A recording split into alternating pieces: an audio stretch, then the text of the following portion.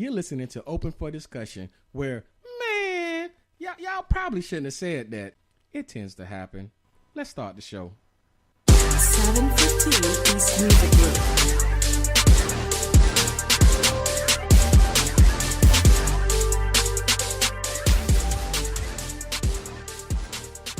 Welcome to Open for Discussion, where any and everything is on the table to be discussed. I'm your host, Albert, and in the building, we got the whole family with us again. I got my lovely wife to the side of me, Mrs. Adrian. Hey, y'all.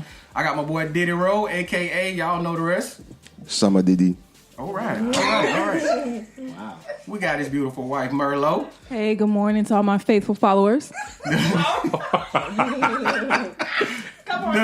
lovely Miss Kim. Hey. My boy Cleet the Geek. What it do? My boy G-Dub. Yeah. And shout out to Miss Sabrina. She wasn't able to be here today. You know, if you got kids, you understand that things happen at the last minute, but you got to keep it moving through, and that's why Dub is here to follow up and be strong for the family. For sure. How's everybody doing right now, man? Just, normally we try to keep it evergreen, but we coming into a new year, new us, new everything. How's everybody's year going so far? Good. Better than ever. Living my best life. Oh, okay. Uncommon. Okay. Nobody can hear you shaking your head, but everybody's great. That was a random question there. You just kind of threw us for a loop. No, it's not random, man. It's just It's a greeting. It's a salutation. That's it, man. Okay. Good year. Good start to the year. What up? How are you? I'm doing well. Thank you, man. I appreciate that. Oh, you're very welcome. How's your year going, sir? Man, the year is going fantastic. You know, that is so amazing. just celebrated the big. But 3 yeah, man. man. Thank you. I appreciate everything you just said, man. I'm gonna jump out the gate. You don't even man. know what I just said. Pretty much that's going on. What a terrible friend. Nah, man, I heard you, man. It's good, man. It's really a sight to see this year. We're homeowners. People are buying new cars. People are getting promotions. You know, I'm excited about the year. So I want to jump right into situations that I deal with in my life, and everybody here knows that I have a real problem with just not saying what's on my mind. And have y'all ever been put in the place where a superior or someone that you have a lot of honor and a lot of respect for just has the worst breath or the worst body odor, and you kind of stuck in that position of, should I say something? Or do I just power through it and just continue to hurt my nose on a daily basis? So I'm just throwing that out there to see if maybe my thoughts are incorrect. How would y'all deal with that? I know if I've had it in the past, a supervisor, I mean, she didn't necessarily have it on a consistent basis, but when we have our one-on-ones, I'll get as she's giving me feedback, I'm like, woo, but I have the thoughts in my head. Should I say something? Should I not? But I just powered through it. I don't know. Man. I powered through that. And how long did you have to deal with that? Like, how long were you at this particular position? I was under her maybe only 6 months, because I changed departments. What years were you there? Don't do it, kid. Yeah, so I wasn't under her for too long, so I didn't have to deal with it. Ooh. But I just remember having the thoughts in my head, dang, do I say something? Do I not? And I just be like, man, should I slide her some mint juleps? I just powered through that thing. I know you drink, but I'm gonna make sure everything that you drink gonna have a whole lot of peppermint and mint and spearmint, all kind of cinnamon, anything. I have a qualifying question on this question. What type of odor are we talking about? So there's different, it's just, there's levels. Stink breath, there's alcohol breath, there's cigarette breath, coffee breath. Well, breath. see the thing to help you with the qualifier, coffee breath, smoker's breath, alcohol breath, those are occasional. You may catch them on the first time that they get into the office and they say something to you, or you run up on them, outside somewhere. I'm talking about the ones where it's consistent halitosis, and it's just You'd be like, man, did you at least try to put a piece of soap under your arm? Just stick a Tic Tac under there. Not only breath, it's must. I'm talking about full on, whether you've experienced body so we're odor. talking about hygiene body odor. Hygiene. pretty much. Okay, If it's, I mean, whether you, because I've experienced both. I've experienced a superior who had horrible breath, and then I've also experienced a superior who's had just Body odor. they had one of those natural kicks, and they just, everything you're using like a stone under your arm. It was cultural. No, it wasn't cultural. Okay. Now, Sometimes it's cultural. I've had some customers Yeah. that What do are you mean, culturally. No, there are some, bro. There are some cultures that we Not will name any remain coaches, so we nameless. keep taking off There's the air. cultural odors. Yeah, I mean, and whew. Sorry, he's on one because it's Black History Month. Yeah, you're right. Yeah. I have a right to be, all right? You know what I'm saying? All right. Anyway. But yeah, man. Continue, y'all. I think it depends on how consistent that interaction is. I mean, if it's a once in a blue moon type of situation, maybe you can ignore it. But if you know you're going to interact with this person on a regular, consistent basis and they always stink, I mean, at some point you got to give some gestures or some hints or pull out your gum and just chew it really loud, make them want it, maybe. Well, what I did, it wasn't necessarily a superior, but it was someone that worked under me. So what I ended up... And this is the same situation because you don't want to hurt their feelings or whatever. So what I ended up doing is I just committed to bring in gum, and then every time we would have a meeting, every time we meet, I just pass out to everybody. Pass out gum. Oh, here you go. Oh, I got extras. I made sure put it right in front of the person. There you go. And that helped. Obviously, just saw the problem because it was breath and odor too. Actually, no, I did end up talking to him. I did. I took him out. Yeah, we walked and talked about it. But how'd the conversation go?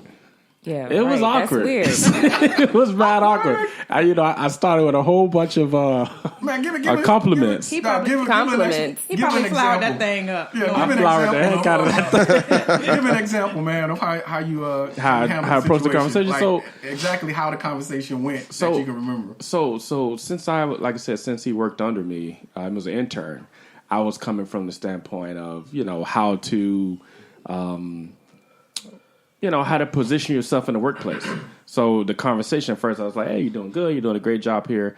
I was like, listen, I can understand this is one of your first major positions, but, there's some things that you have to transition from the way you're used to being around your family and then into a professional environment. I was like, so I kind of worked my way in there because he never cut his hair. Yeah. So I was like, keeping your hair trimmed, man. You having your hair trimmed, that's a nice way to present yourself professionally.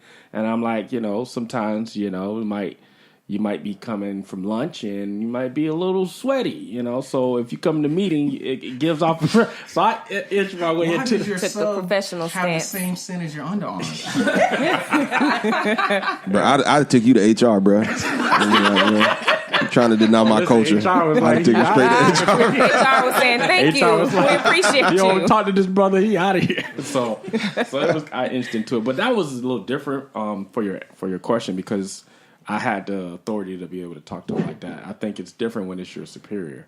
It's like how. Yeah, I think the way you approach it would definitely be Yeah. a whole lot different. Like, because yeah. in the back of your mind, and be like, man, what if this person got a problem? They fire me or something. And now I done exposed the problem, and so you definitely have all of those thoughts. I actually haven't had that situation, but luckily for me, I think I would power through it, honestly, as a superior. What about a friend? I don't know. Everybody has experienced the musty friend. Yes, you're right. I think I would do the gum situation, just always have gum with me, which I do now anyway. So just passing out gum, giving out gum. When I take one, I offer it. He'll be like, listen, I got a whole bunch of these trial size deodorants. Yeah, here's some degree. Just keep it. Listen, man, let me know how that worked for you, man. I just started using it. It works great. No, I need you to try it. Let me know. Try right now. Now everybody sitting at this table know Birdie's lying. Yeah. If any of us walked around him fucking, we already know what would happen, bro. Stop lying, man. No, that's what I'm saying. For me, I'm gonna tell you. You'll be One, straight because up. I'm your friend. I'm gonna tell you straight to your face. I don't care about hurting your feelings. man up, woman up. Straight up. So like, listen, you walking around here funky. You can't be a representation of my friendship, and you walking around here stinking like that. So nah, I don't deal with it. I can't do it, man. Like that. Not to a superior though. That's a friend. Yeah, he was saying to a friend. Yeah. For me, I guess the situation with me is that I'm so normal with most people that if I do say it, they just laugh and they assume that I'm joking with them and be like, "Nah, man, I'm just you were a little off today, so I wasn't sure what's going on." This guy probably hasn't started the timer. Oh man, we slid right into the first segment. Slid into it right after the intro. Oh man. No, man, but yeah, it's a tough situation to be put in, man, because that, man, your air quality is something that's very important, and when it's being violated, I have extreme issues with it. That's a good word. Violation. Yeah, it's a pure violation. No, what's your thoughts on it, man? I know you asked a pre-qualifying question, but let's get your synopsis. Yeah, I think you got to tell them regardless. I don't care who it is. Like a superior, someone that reports to you, friend.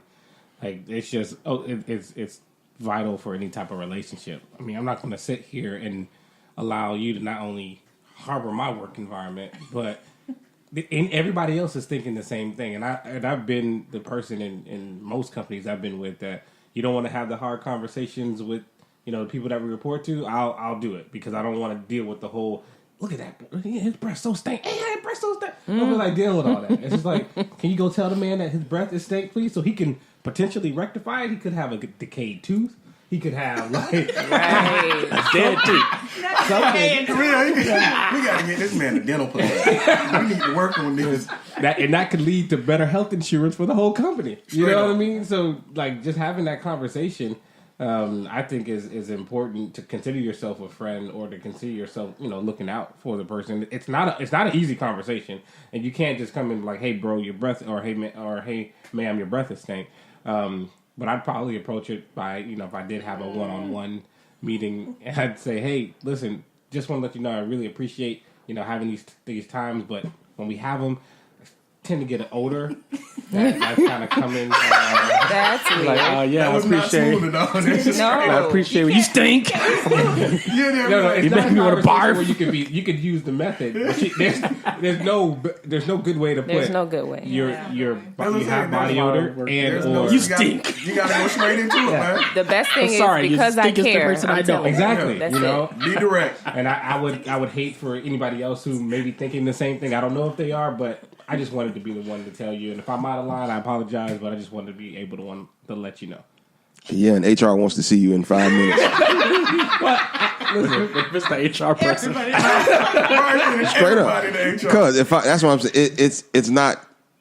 To me, it's not this generalization, man. You got to know people. If I know someone is extremely sensitive, and I don't have to contact them frequently, I ain't gonna tell them. I know they'll take it wrongly, no matter how I try to soften it. It's just not worth it. And especially my interactions aren't frequent. Nah, man, I'm not gonna put that person in there. Infrequent And so- interactions. Well, I was using the context of having consistent one-on-one meetings. Right. So Consistently in my that's face. not if it's your coworker who sits next to you, but they're actually a supervisor, and they're Constantly over your talking. team, and you like constantly have to there's just sit up frequent underneath that heat. interactions. But in a field of diversity and inclusion, where we're inclusive don't of all diversify backgrounds, and include and that. I am, and it's against my religious principles to use deodorant for this duration, and you have a problem with me, I'm going straight to HR. So I American respect that. If you American go straight to Airlines HR. just kicked off a couple with their baby. They kicked them off because everyone on the plane was complaining about body odor. Right? So yes, there is a cultural ability that you're able to have. However, when that cultural disrupts the work environment, well, that's when it becomes a big problem. but that's why. But that wasn't a work HR. environment. So can we just report it to HR and That's have what he's HR? saying. He's saying go to say it, HR. you know? He's saying basically, if I don't have the relationship with them, I don't have the right to talk to them. So I'll take it to HR. Oh, okay. Yeah, I can see that. Yeah, I respect that. I'm thinking. Sorry, I've been in small business for so Yeah, long now. we'll handle Where you, HR. Ain't no HR. Look, man, y'all handle that on your own. so yes, in a corporate setting with proper HR departments and protocols, I would go directly to HR the first time or the second time that I experienced it. Absolutely understandable. That's a huge concern of mine, and it's a huge annoyance because I feel like if you should be able to smell yourself. You know, a lot of people, you walk around and they just be funky for days, and you be like, bro, you can't smell that? There's no way that, I don't know. I guess I don't really know because every time I get, if I get sort of funky, I'll be like, You have to smell yourself. Oh, yeah. You can smell yourself. Like, when I come home from working or something, Adrian be like, oh, babe. And I'll be like, I already know this. But, you have people, and they be in, they be in full 3-piece suits and just bringing the heat. And I'm just like, bringing the heat. How in the world did you get dressed and walk out here and not realize that? Bringing the heat. I think, like Brian mentioned earlier, smells can be extremely cultural and therefore relative, right? So what we may deem all have the same there's some universal smells, boy. Yeah, there are universal, but right eye. But so I get you. I experienced this when I went to Dubai, and we were on a tour bus. Tread lightly with a tour guide. I mean, and it was like everyone on the bus was like, "Whoa, what is that?" And it ended up being the tour guide. And it was like every time you got close, it was like, whoa. But then we realized there were so many people around the other vicinities who were similar. They didn't have a problem. They just didn't. And that was, culturally, they have a specific odor that is, I don't want to say offensive, but it's disturbing to my nose. And I'm pretty sure other people of other cultures can, smell us and be like, I know that there are other cultures who I'm like, when they have a certain odor and it's like, dang, that's, that smells like a wet dog. Mm-hmm. It's like, they don't really have a problem with that because they have their families and stuff and they get over it and they don't really have an issue. So I think a lot of the smells can be cultural. Then you got people with highly sensitive noses like my wife where you could smell somebody down the street. Yeah, it's like, you need to come in and take a shower. And I didn't even get in the house yet. You know what I mean? But just hit the alarm on the car. So I think, like I said, that these things can be relative. But to Cleet's point, there are some universal, just like, please go take a bath or your breath smells. Oh, absolutely. Man, that leads me to my next question, man, because that is definitely one of my biggest pet peeves is people who close talk with stank breath and just body odor that's just repulsive. Just a generalization. You don't got to give me all of them, but just what are some of you guys' pet peeves that that really get you from 0 to 100 real quick? Driving slow in front of me. Jesus. I've already experienced driving with Brian. If you've never experienced driving with Brian, don't. If you ain't got your good draws on.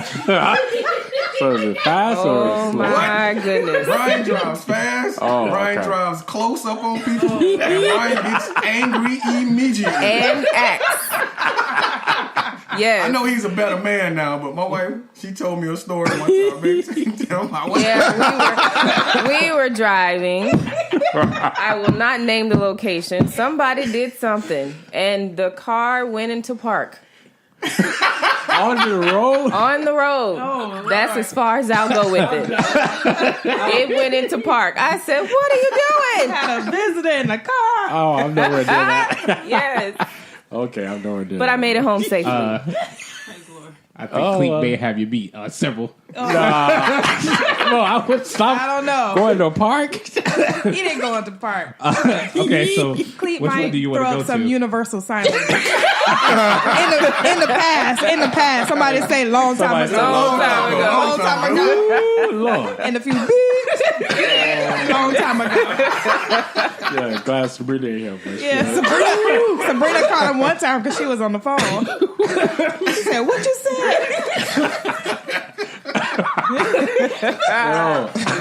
was a long time ago. Long time ago. Woo. Praise God. No. But yeah, man, it just happened yesterday, man. This person is driving slow. It's like, I feel like it's intentional. I feel like it's personal. Like they calling me out and they doing it on purpose. Like, and then they blocking me. It's just, I get so angry. So quick. So yeah, that's what a baby was right there. Man, what you got, Dope? Pet peeves. I can only think of one right now. I'm sure that there's several others, but one of my number one pet peeves is throwing away garbage on top of garbage. Oh yeah.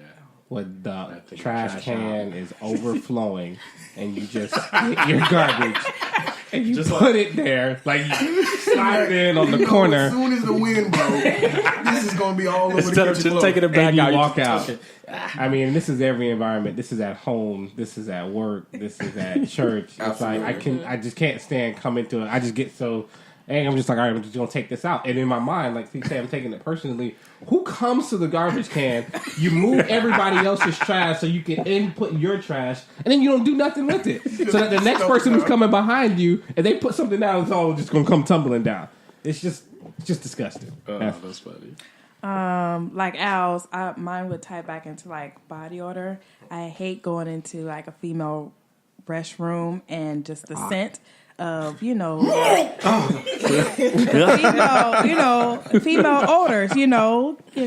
Smell kind of seafoody. I just literally gag. Where I gotta like use the restroom. Melanie, what you got, Melanie? You get the point. That definitely is. I just got like females like you know your smell. Yeah, I agree 100% with Kim. Yo scent. Yes. I also hate a pet peeve is smackers. Like when you're chewing your food and you're loud, so obnoxious. So what you're saying is you hate black people. I agree. No. Just, you don't need to be loud with it. Smackers. No, she trying to Chew with your mouth closed. It's calling out your whole family. Huh? Well, I don't have many pet peeves, but before I address this conversation, I have to address your wife's commentary about my driving. There we go. Or that particular instance, I recall it very vividly. I'm sure you do. I recall it vividly. I was younger. I wasn't mature as I was. Absolutely. That was actually a pivotal moment in my maturation process. I haven't done that since then. Because He's done it multiple times. Oh, prior to that, man, see, you gotta understand, man. Growing up in the rural South, disrespect is a huge form. It's contention. So, I always felt that people feel somewhat safe behind their vehicle. Like, we're gonna come to a red light, and as soon as we get there, and this is how we grew up. I'm throwing in park. But you got to say now. And so that was a common part of growing up. Good thing that was such a go. My brothers, my siblings. That's how we grew up. No, we ain't so you're not protected. And so that was the last time I felt real bad afterwards. I was like, man, I could have had somebody else killed and could have got myself hurt. I'm like, I can't do that anymore. Especially now you see on the news, man, people going crazy. So it ain't worth it. So I was younger. But thank God he covered us. Hey, amen. Everybody that was in the car. Yeah, but she ain't trying to stop me though, Bert. She ain't trying to stop me.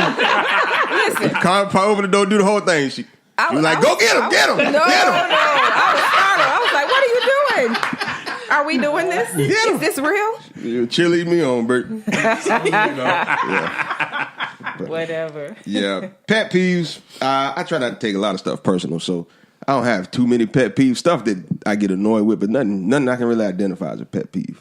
10-4, man. I'm glad you overcame your car anger, man. I appreciate it because, man, I tell you, boy, I had to make sure my drawers was clean every time.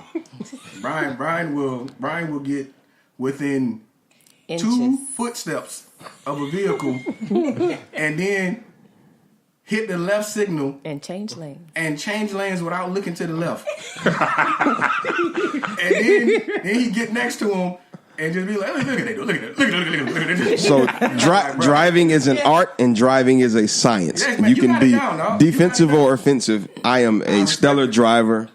Thank God, no accidents. But you have to be, constantly on the offense and the defense I got you, man. when driving. Very aggressive, especially on I-4. Well got, said, man? brother. I'd say like Brian, maybe not a whole lot of pet peeves, but I am annoyed by a lot of things. I'm just looking that way. Not like, what you. I do? Driving is one of the things. It just aggravates me. People man. who don't drive, who don't move, won't get out of the way. If I see you on your phone, I'm Nah, laying we on the get- horn. We get in arguments every time we go somewhere and it's a long distance. Because my I wife, can't deal with it. my wife will have commentary For everybody. in the car As if they and could hear. screaming at them. The other, oh my gosh, what are you doing? I bet she on the phone. I'm like, how do you know it's she? I mean, we can't even see Okay, it. let's dial. So you're having a conversation with them, right? It's therapeutic.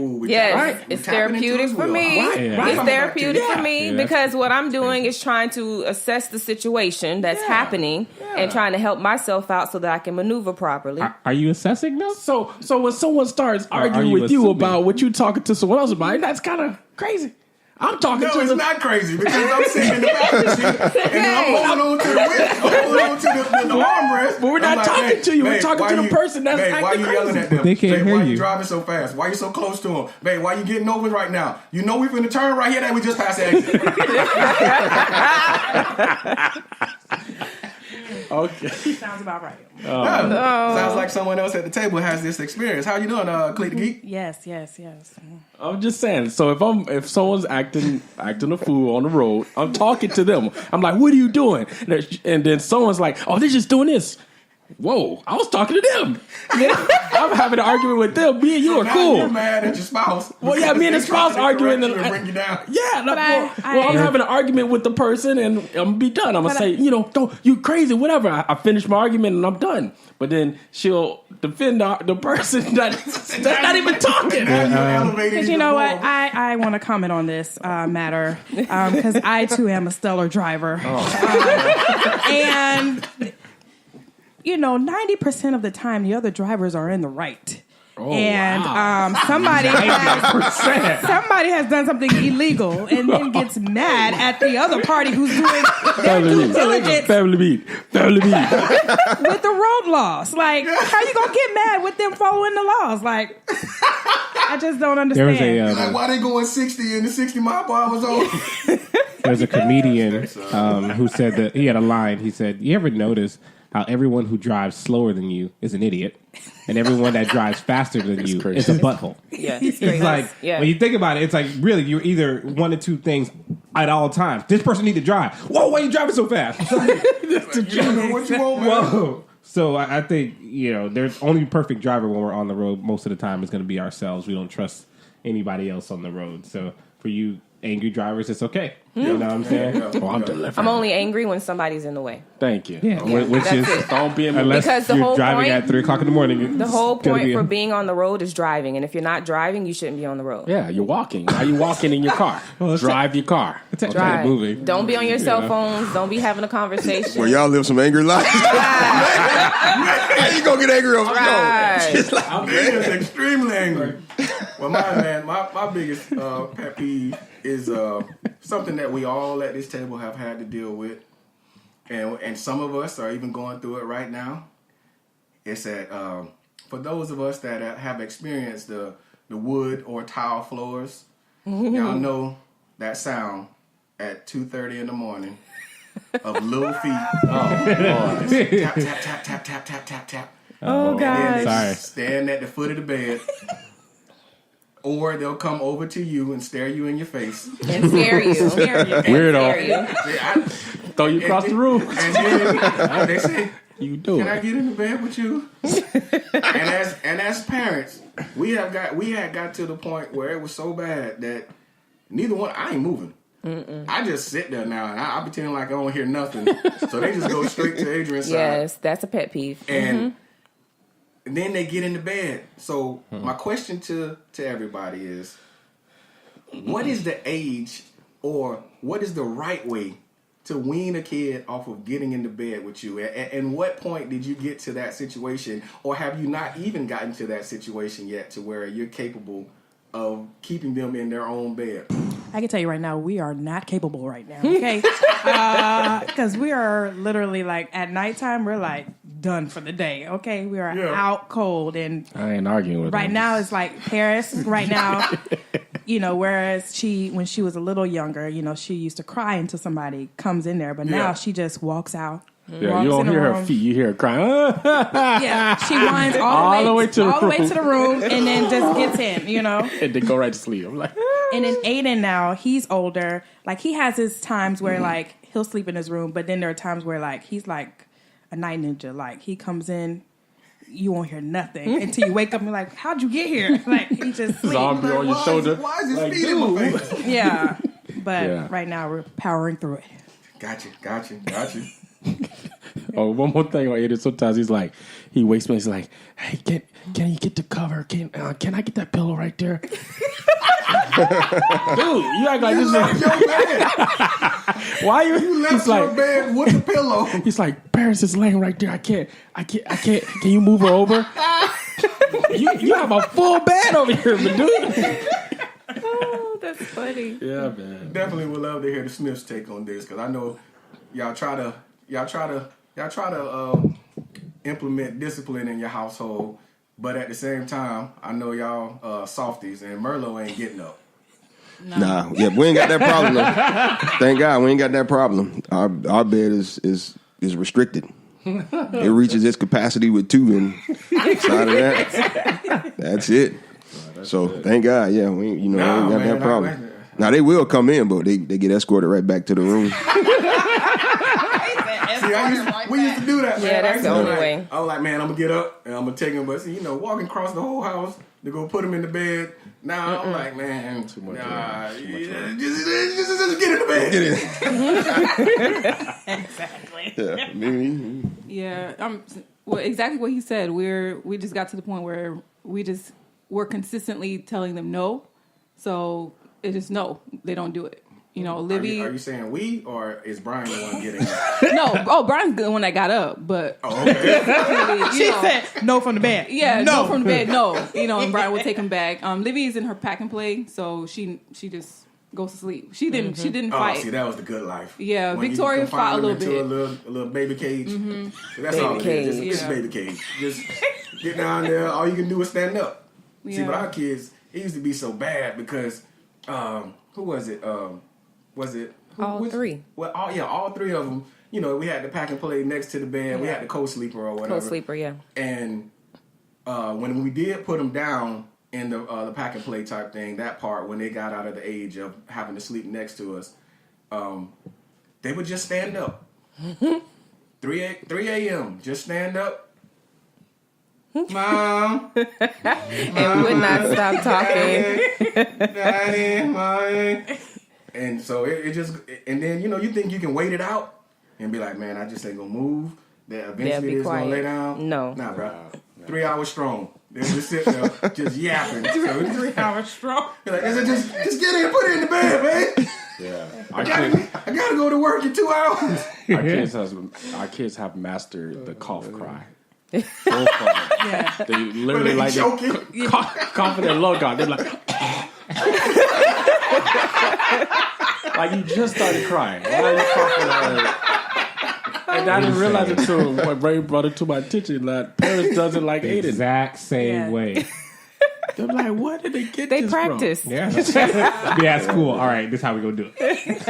Jeez. With London and Nolan, man, this is I know y'all tried to be the parents that were still able to shut your door. yeah. So now we have to graduate to locking the door. Because Nolan will figure it out. Nolan just walks in like it's his room. London at least, and see the thing is, you mentioned like little feet. My kids don't have little feet; they have heavy feet. So you get up, and all of a sudden you hear do do do do do. It's like, oh crap, this is about to happen. You come in the room. There's no questions. And like the Smiths, my wife does not respond at night. So it's either one of a couple requests. It's Daddy, can I have some juice? Right? And I'm like, no, go to bed. At 3 in the morning. Or literally, I wake up. Sometimes I'll tell Nolan to go back to sleep, and then I'll wake up like 3 in the morning. I'm like, dang, my chest feel like it's caving in, and Nolan is just like dead weight right here on my chest, and it's the most miserable feeling in the world because you know how hard it is to get up with dead weight on you and trying to like lift your core muscles. It's just like Nolan might as well weigh 150 pounds. Absolutely. At that point. So London, and she doesn't sleep peacefully, right? So we get the whole, moving, and then she wants to be underneath you, and then she wants to be on top of your face, and then she's crawling up, and it's just a very, very terrible experience at night. So to prevent this, I have to get up. I have to get up and take them to bed. If they get into bed and I don't notice, which is rare, I'll get up and I'll put them back. Yeah. I don't care. We can do this. There have been times I did it to Nolan at least 4 times at night, and he's come back in the morning. He's like, "Who keeps putting me in my bed?" I'm putting you in your bed. Not working. So it's definitely it's not fun when it's like 3:00 in the morning. It's fun to look at afterwards and laugh, but I really want to get to the point like the Smiths where you just realize like, hey bro, sorry, you have a bed. Right. You have a bed. Yeah. Go sleep unless it's a nightmare or something like that. Like that's happened like once or twice. We got 2 down. But we got 2 down. Jeez, man. Yeah. Well, they grow out of it I hope eventually. so. It's usually around the kindergarten phase. But I think, for us, my biggest thing was if I say go back, I've got to know in my head that they can safely return back. And I'm not laying there wondering, where are you? Yeah. Did you go to your room? Are you doing what you're supposed to be doing? Nolan will go watch TV. Right. Tell something to go back. But they do grow out of it eventually. They get the no sometimes. But other times, I just can't. I I would can't love to even get move. personal. Dog, Can't move. I'm telling you, bro. Adrian, no. I sit there and I won't budge at all. And they Now, won't I even go hear- to his I side. hear everything.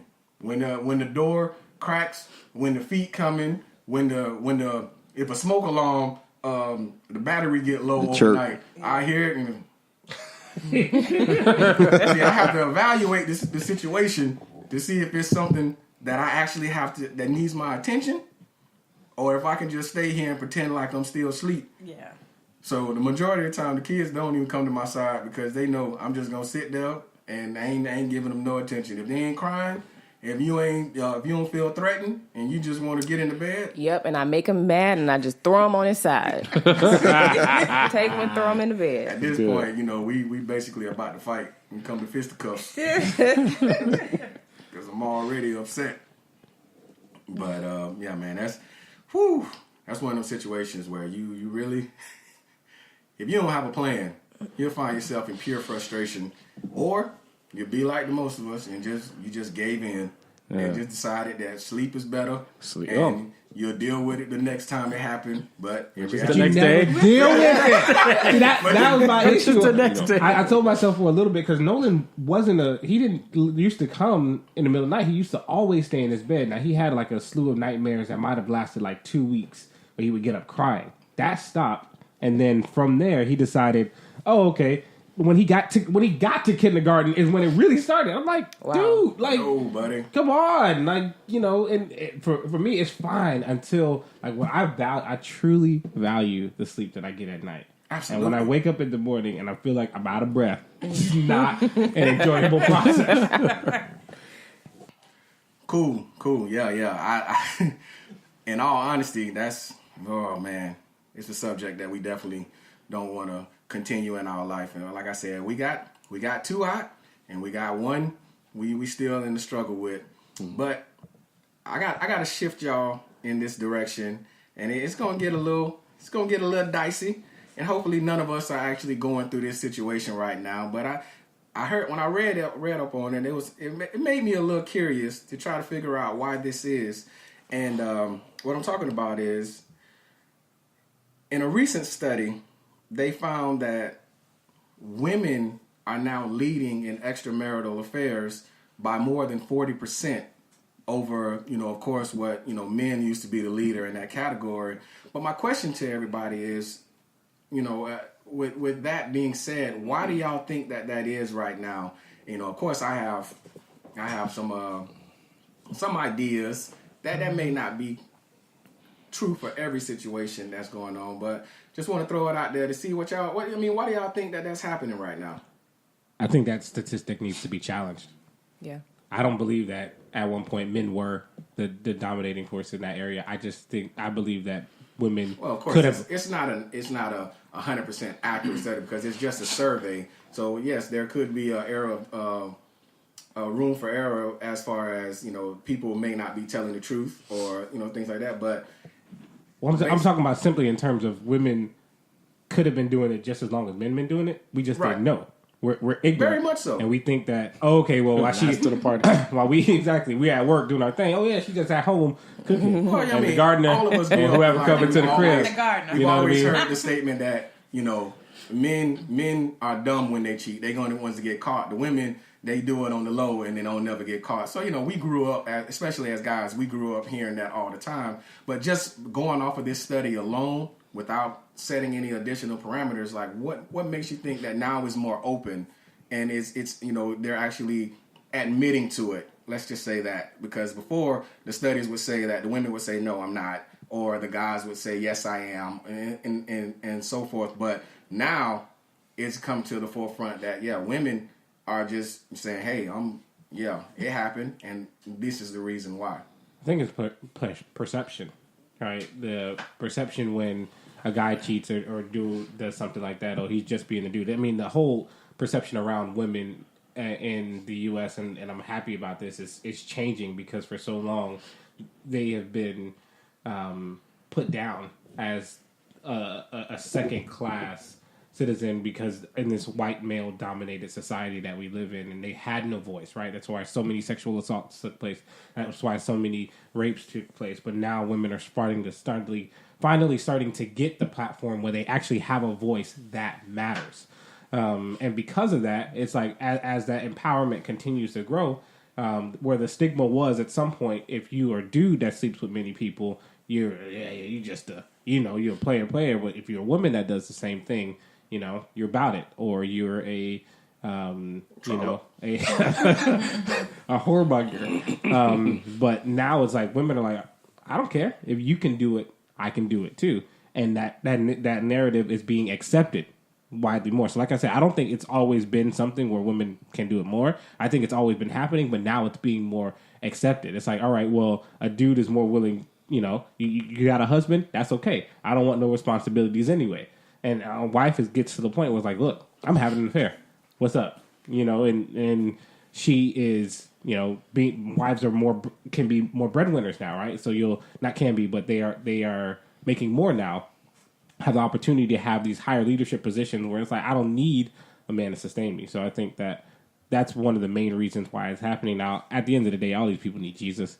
You get in a marriage, right. Stay in your marriage. Yeah. Right now, marriages are being treated as relationships where, I get married to someone in a year and a half. It's like, we had unreconcilable differences. What kind of unreconcilable differences did you have in 2 years that you didn't have 2 years ago? It's like, you're new, but, without, as we all know, without counseling and without being led in the right direction on how to see your wife and how to treat your wife and then vice versa, how a wife treats her husband and how to see your husband, these things are going to happen. So that's my comprehensive answer to your question.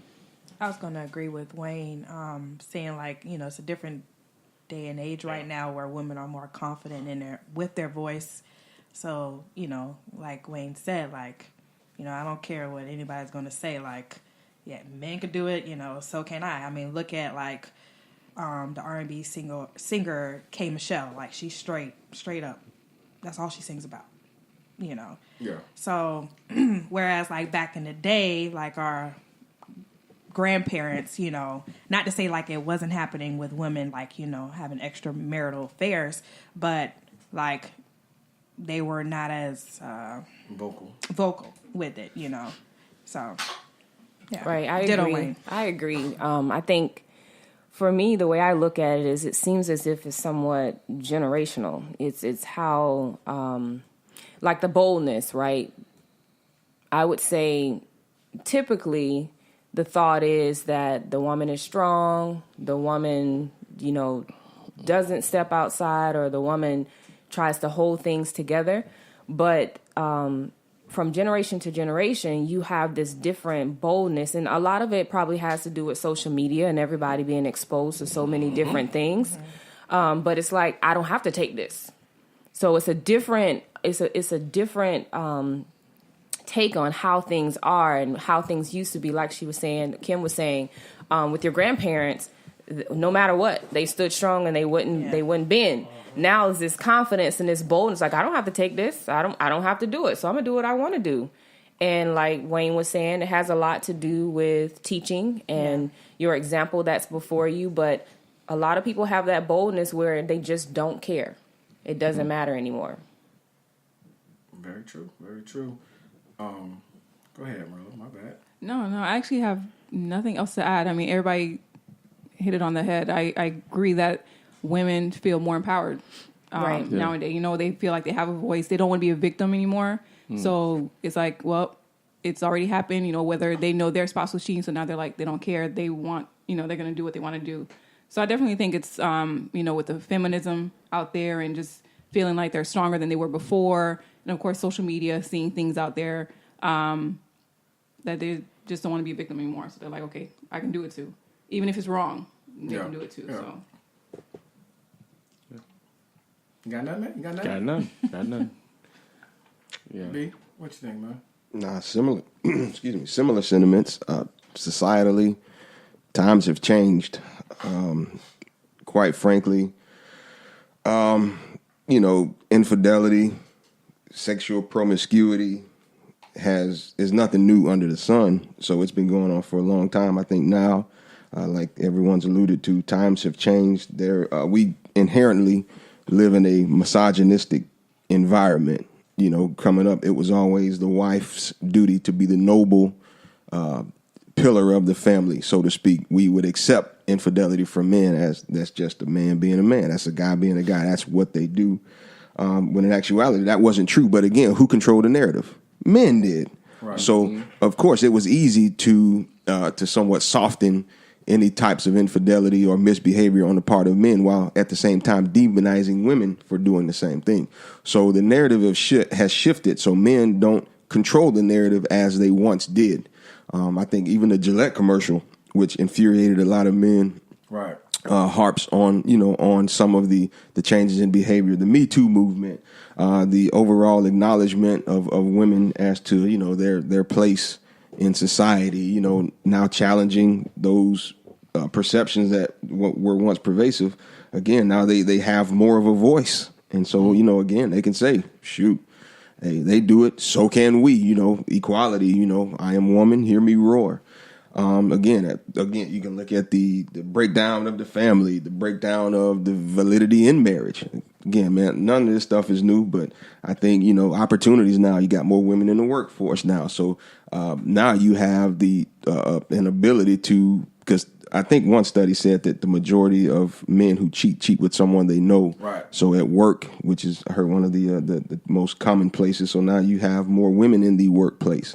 So now women now have that same opportunity. So I think it's a lot of factors, but socialization to me is the big difference. And, you know, women have a voice now. They have, a different say in how society views them, which, you know, which I believe is great for women. Of course, the statistic is not good for men or women, but, you know, I think, you know, time has changed. Yeah, I agree with everybody's point. From my perspective, I feel like a lot of it has to do with the men of today. Meaning that a lot of men, they're no longer focused on what's most important. You know, everybody's trying to be, you know, everybody's now is, you know, now I'm not saying back in the days we weren't looking for style, weren't looking for fashion or looking for flash, but I think nowadays a lot of these guys, they spend more time trying to pretend what they do have versus on working on what they have at home. And I think money is definitely a huge issue. And then that goes back to the men not having the wherewithal or the emotional stability to understand that, yeah, my wife makes more money than me, but that doesn't make me less of a man. And we as a society now, like I said, you know, you have these younger kids and they always see, they see their favorite this guy on TV or that guy on TV or whatever, and I think they've forgotten that your financial stability doesn't determine who you are, and so I think a lot of times when you're at home and your wife is she's bringing more money home than you find yourself in a situation to where now you're in competition with your wife, and I could tell you, I can't tell you, but I would say that a lot of times, a lot of the arguments that in most marriages is always over the finances. So if you already feel inferior, that's going to be an everyday argument. So I think a lot of times these new guys nowadays and people nowadays in this new society, we start pushing women to go, well, not necessarily pushing them, but almost encouraging them to look elsewhere because, most women, my wife would tell you, she wants to be treated well, she wants to be respected, she wants to feel loved when she comes home, she just, wants somebody to listen to her, and if all I want to do is be contentious because I feel inferior to you, and I think that's a lot of the problems right now is that we, nowadays people are in more of a competition versus a union, a civil union. Well, not a civil union, but a cohesive unit. Mm-hmm. Yeah, I think kind of it's good for you to bring the other end of that perspective because what everyone is saying, the woman more than ever is more empowered just from the access to information. So they didn't know that they can have a voice that they have today. So as a result, they're challenging the status quo, and then you got the man on the other end who's interacting with this, and it's like, wow, women are taking a lot of the jobs that were easy for me to get back in the day. And not saying a young person's thinking that, but that's just what's happened generationally. Generationally, a male would have came out of school, out of college, and got a job real easily. Now he's competing with a woman that can do his job 10 times better. Right. And that might not always be the case, but now women have gotten that respect, and it's still. I don't think we're where we need to be. It's still, it's still a long ways to go where there's still women not being paid the same that men are being paid to do the same job. So that's still happening. I'm not saying we're there yet, but I think just to add to the conversation, I think women just are more empowered. And with that more empowerment, it comes with, these changing of numbers. It's like, it's like, I don't have to sit here and wait for you to come home. I'm going to go and, I'll go have me a couple of dudes too or whatever, Yeah, I'm going to go have a cocktail. Yeah, seriously, right? Or I don't even want to be married. You got some women more than ever that they don't care to have kids like that. You're having that more than you've never. Later and later. Women are like, I'm going to put off kids until I'm 35. On. That never was the case. Hold on, man. Yeah, so different society. When I'm 60. And again, I just socialization, man. So, like I say, times have changed. Yeah. Again, it's not, and that's what I think we should be careful that we don't justify infidelity, right? But we understand that societally it's changed. Just like you were just talking about. I mean, even birthing a child. You can have a child at 14 at a certain period, but as time progressed, we made it 18, or now after you're married, and now it's once you graduated college and you're stable. Right. Mm-hmm. So, it's not seeking to justify infidelity, men and women. Right. It's both wrong. Yeah. But societally, times have changed, and what we as a society agree to and accept, it changes for better or for worse. Yeah. Well, what my Well, let me add another question in there. Do you think that how much of it do you think that the internet has pushed a larger strain on the marriage? Like, I know my question is, is like you have marriages where there's a lot of time where one or both spouses spend a lot of time with their device, and no longer communicating, face to face, but, you have one spouse that comes home and spends, 6-7 hours just sitting on the computer, whether it's social media, whether it's, even if it's something that they, that they're thinking of, writing. But, do you guys believe that, social media and the internet has put a huge strain on the marriages of today? Yeah, I think it puts a strain on any relationship. Honestly, I think too much of something is not good. So I think, in terms of relationship, I mean, you got to think about most of the time that a person might have in the privacy of their home, they could spend together talking and getting to know each other. But now you have a device that gives you a doorway and a gateway into a whole nother world without leaving your home. So a loss of reality. Yeah, so it absolutely, it absolutely interferes. I think it don't have to be a bad thing, though. I think obviously that's something that the couple would have to come into agreement with on, how they're using it, even why you're using it, and and making sure that it don't interfere with the relationship. But yeah, I think it definitely brings up a problem that wasn't there before for our parents. Yeah. I would slightly disagree with that thought process. I think that social media is simply another tool that can be used for good, but the faculty of not spending time and not communicating has been one that's been around for years. Right, so I'm really big. TV, exactly. I've been really looking into stuff happening during the Cold War and stuff like that. Don't Commie. Don't judge me. Commie. But and you see, and I've just been like, I've been researching like, what did you do during that time? And what people started to do during that time, they would overwork themselves, right? So they would spend, and especially men would spend an enormous amount of time at work, therefore not coming home to doing anything and still not communicating. Right. The wives would go out and they'd be doing their errands. It would be more housewives and things during this time, but they fill their days with doing all this stuff.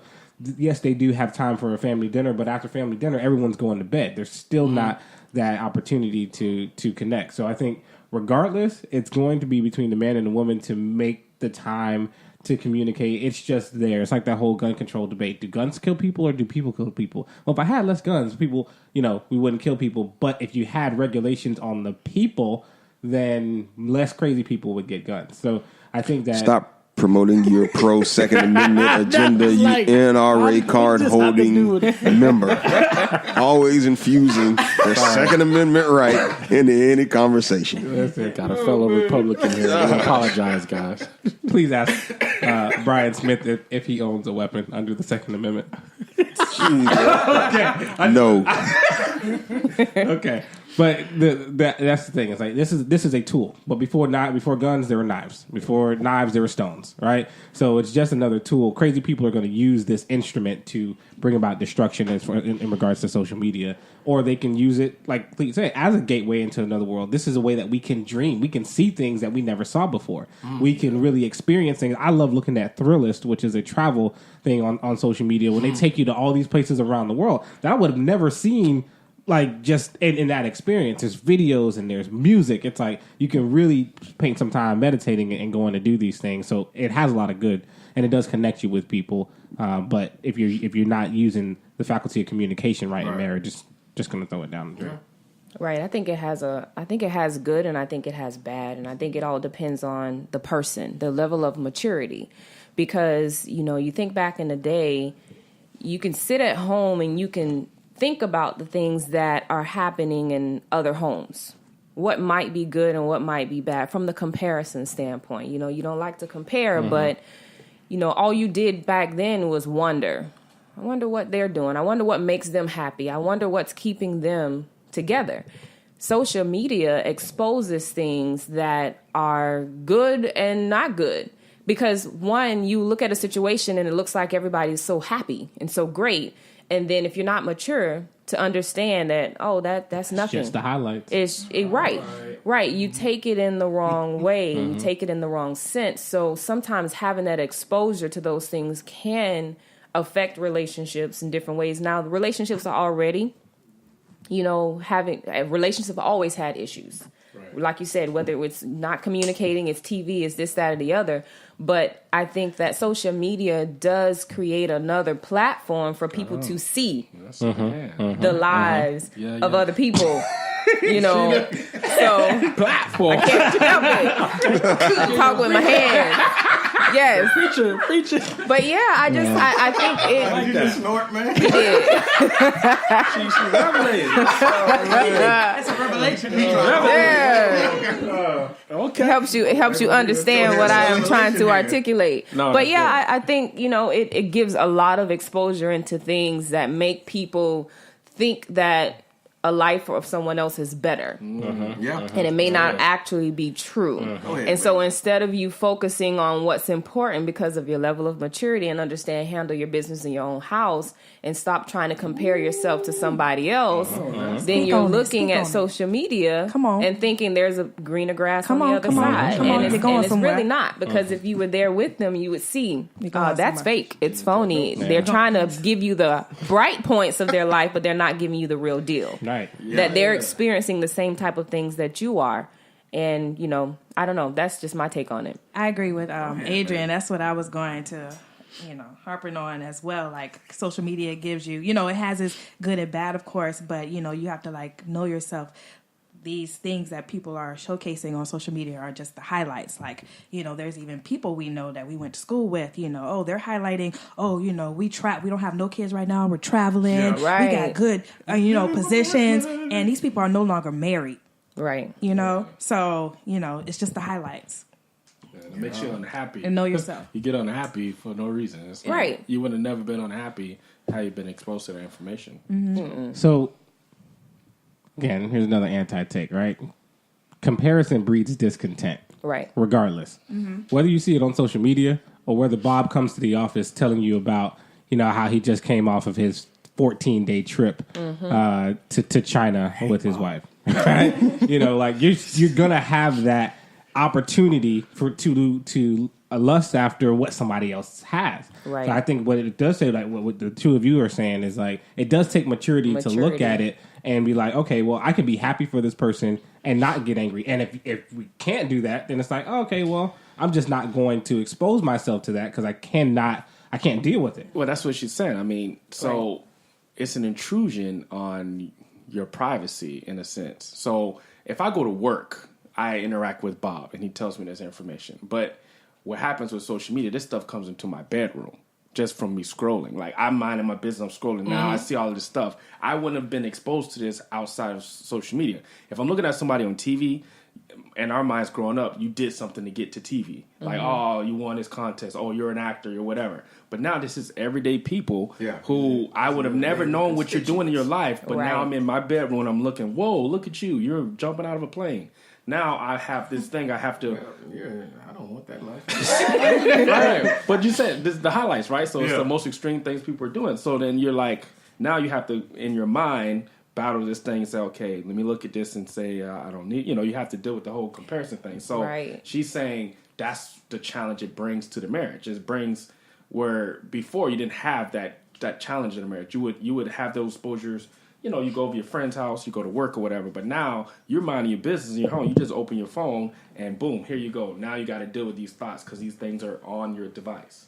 Right. So the that you know personally, the frequency of the opportunities increase definitely with social media, but I think that allowing it to come into your bedroom is a choice. Right. It's not an argument about the choice. The question is social media becoming affecting? So it has an opportunity to affect it. If you don't take the mature route, then you're going to say, "Oh shoot, we're not doing it. Why we ain't jumping out of planes?" Right. So it's like every thing that's created can have a good intention behind it, but it also can cause a lot of detriments. Right. So that's true of a computer. Right, it makes people lazy because now you're not thinking. A calculator, right? Everything. You don't know how many people don't know how to count because how many people don't know everybody's phone number anymore? Right, exactly. So it does have that convenience factor, but at the same time, it does have the opportunity to present its challenges.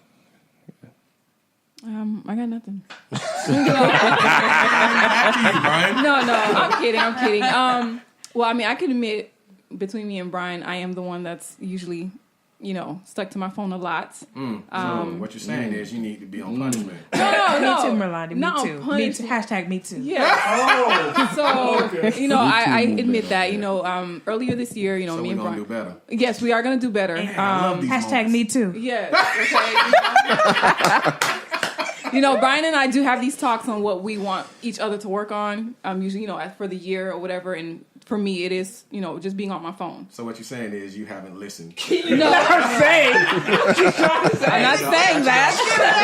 No, Go ahead, man. I'm saying you're doing good. what I'm saying is I'm actually working. I've identified the problem. There you go. I've admitted the problem. Step one. And but I'm working on it. But yeah, social media just has its good and its bad. I agree with what everyone is saying. It does have its good and its bad. You see, the good things that people are doing, you're like, okay, well, I want that too. You see the bad things, like, man, I don't want that. It's great for vision, to see where you want to be.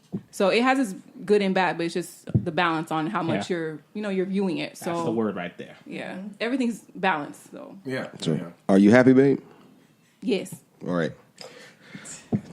Had to make sure we get that out there.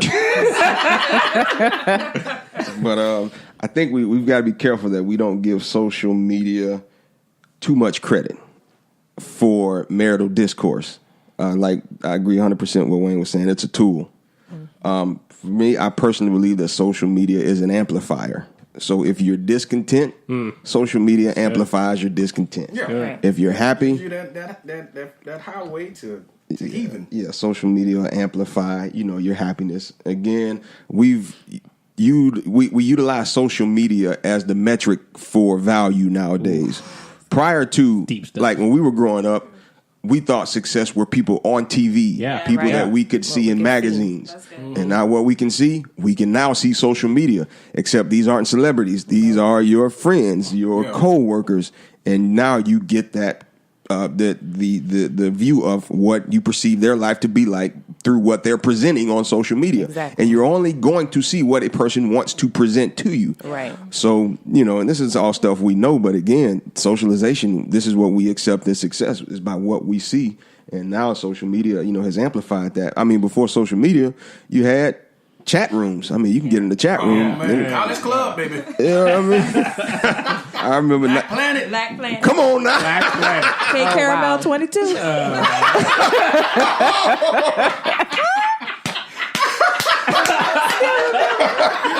What was that plug again, Kim? K Caramel 22. Is that website still even up?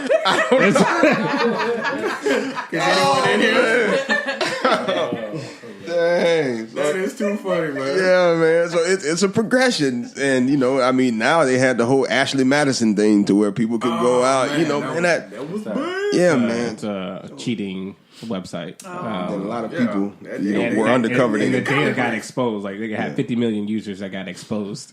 and it was specifically for people who wanted to have an extramarital affair. Yeah. So yeah, and that got exposed. So, that's what I'm saying. We can't give it too much credit, and we just have to understand that really what's happened is our value system has shifted, and it's unfortunate. But again, it's nothing new. It shifted. Like I said, it went from what we could see on TV now to what we see on social media. Yep. So you've got to be conscious of how you use it, the frequency in which you use it. And really, you got to, understand that your value isn't placed on what you see in social media. And one quote, man, I heard Charlemagne say this. Some of y'all may not listen to Charlemagne the guy, to each his own. But in his book, he said, when I put my phone down, I found my family. Mm-hmm. I was like, man, that was deep. Yeah. But it just went to show where he was and what he was missing out on. And that's not the case for everybody. Right. I mean, I like social media. I'm not on it all the time, but I'm on it. Right. So, you won't hear me, demonizing it. Mm-hmm. But I think, you got to identify your areas of weakness. And if that's a tool that's causing you, causing detriment to your life, man, you got to put that thing away. Yep. Straight up, man. It's good. It's a good combo, man. We're talking about, strains that we all feel in our family, whether it's talking on the phone or constantly holding the phone in your hand as a device, or like some of my constituents here who is a Twitter king or Instagram king, so you find different levels of strain, and of course it may not be detrimental to your marriage, but it's still taking away time, in general, that you could be spending with that person that you love, or spending with the time with the kids at that moment. Now, I'm going to switch it into an entirely different direction. We're still talking about a strain. So this is, I need y'all to check your hearts, check yourself, and be okay. It's okay to let it out. Oh, gosh. So this is my question. It's something that made me think. I heard it on I was listening to a radio show, and this question was brought out, and I was like, man, this is something that most families, like with my wife, she got on me yesterday because I was telling her that I was like, I'm gonna ask a question that most families don't talk about. She was like, well, you don't know, so I can't assume. But my question is that when your quality of life has basically been removed, meaning that you're in a vegetative state, do you have your spouse make the call, or will you give that call or that ability to make that call to someone else? And my reason for asking that question is because I know mentally we'll say that, my spouse is the person who can make that call, but do you want to leave that weight on your spouse? No, you don't have to. Get a living will. Yeah. Period. But the thing is, even in a living will, you have to name someone to make that call. No, not a living will. Living will, you tell them. You make that call. If I go down to a vegetative state, I want this or I want that, and that will trump what your spouse says. So so you're not going to give the spouse a decision in that? No, that's a weight, man. That's a weight. Yeah, that's a weight. No, I especially in a traumatic time when you're talking about I'm down and you're being wife to me, mom, and then everybody else is asking you questions, and the doctor is like, so what do you want to do? Mm-hmm. I mean, I haven't not been in this a situation like this, a similar one when, not similar, it's not even close, but it relates. When London was born, Sabrina had some complications, and the midwife came to me right after I got done showing London to the family, and they came and was like, all right, she needs a hysterectomy. What do you want to do? And I'm like, whoa, like, what do you mean? What do I want to think about it? You know what I mean? And it was like it wasn't like I didn't have time to think about it. It was like, we got to do this right now, or that can cause her serious health issues in the future. Mm-hmm. And I'll tell you, I didn't want to make that decision without Sabrina. Right. Like, I was freaking out. I was like, whoa, let's slow this down a bit. And she kept pushing. We can't slow down. If we don't, she's having some issues, and if we don't take care of these issues right now, and I was like, okay. So I'm a big person on not being pressured into a situation. Mm-hmm. So even in that situation, I was like, all right, Lord, I'm not going to push this. And thankfully, God heard my prayer immediately, because because midwife wasn't our doctor. Our doctor came in because she had to go to another patient. She ended up coming in the room and pushed everybody out the way. It was like, look, she's not getting that. This is what we're going to do. She explained the situation to me and told me what her better course of action was than getting a hysterectomy. So thankfully that didn't have to happen. But being in that situation, similar to this one, no, I don't want that decision, because I got parents downstairs asking me questions. I got family texting me like crazy, like, what's going on? What's really happening? Right. I'm thinking about Nolan and literally my mind went here, what life was going to be like without mommy. How do I explain that I made? It's like, no, right. Absolutely not. That decision isn't a living will, and I don't ever want her to have to be able to make that decision on her own, because then that's going to beat her up for the rest of her life that she's the one that made the call. Mm-hmm. So, to answer the question, nah. Sure, I'm going to go with that. I didn't even think about this. That's what I'm saying. I mean, that was the reason for asking, is because I know, all of us, we're relatively young, so we strut around. It's like, oh man, I don't even have that on my, on my forethought. I don't even think about that. But life is life. Yeah. Things happen. Yes, we trust in God, and we know that God has the ultimate plan. but they're still crazy people. Yeah. And and I guess for me it was just it hit me because it's like, man, I don't know. I don't even have anything in place. And then so if we don't have anything in place, then it goes to the spouse. Right. And so now I would have the weight of my life decision on my wife, and now she would have to make that call. Yeah. And that's where it's like, man, like just go ahead. Yeah, like they're saying, I wouldn't want to put that stress on her, especially all the emotions involved at the moment. Like to Wayne's point, if you have some time to think about it and look at all of the pros and cons of it, then you might be able to make a decision. But most of the time, that's not going to be the case. Right. Especially when it could be something that it's a freak accident or whatever have you. So. I think this is where planning is integral. So, it's essential, man. Yeah, so you have a will that says in this scenario, this is what happens. So no one has to think about it. They don't have to let emotions cloud that decision. So I definitely, this lets me know I need to get this done ASAP. So do any of us have one in the room? What is it, a will? A living will. No. No. And we should. So we all have knowledge.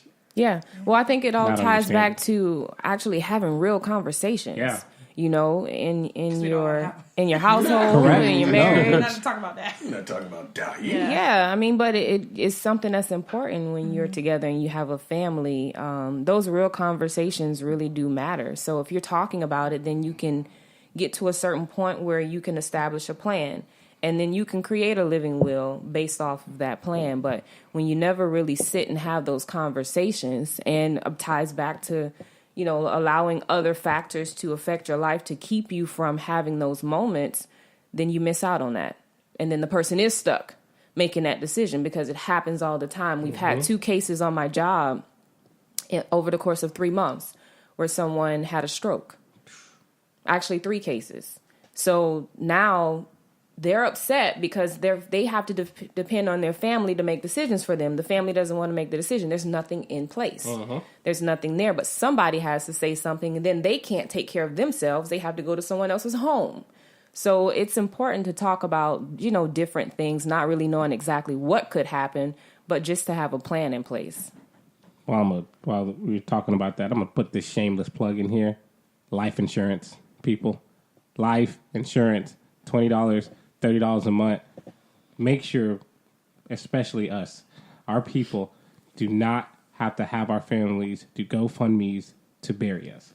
Right. It's not. Gosh, that's dumb. It is something that is so preventable by just investing, especially if you're in your 20s or your 30s or even your 40s, by investing just a little bit of money a month. Maybe your job has a program where they do it. Contribute it directly out of your check so you don't see it. So you're not having to contemplate, or if you're struggling financially. And if you're not struggling financially, you really need to have it, right? Because at the end of the day, when that time does come, and everyone does die, it's important that we take care of what's most important to us, especially as men, because we're leading the family. And this is a great way where you can lead your family so that when you're gone, they're not worried about not having your income. Because that's the reality of so many families after the husband transitions.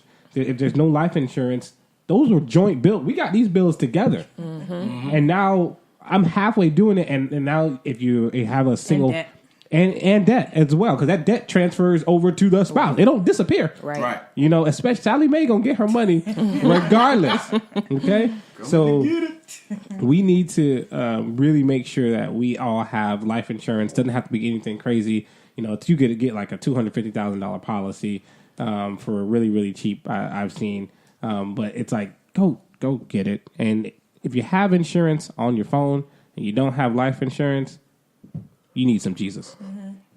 Straight up. Big facts. I'm sorry, man. Big facts. No. Because it's real life, man.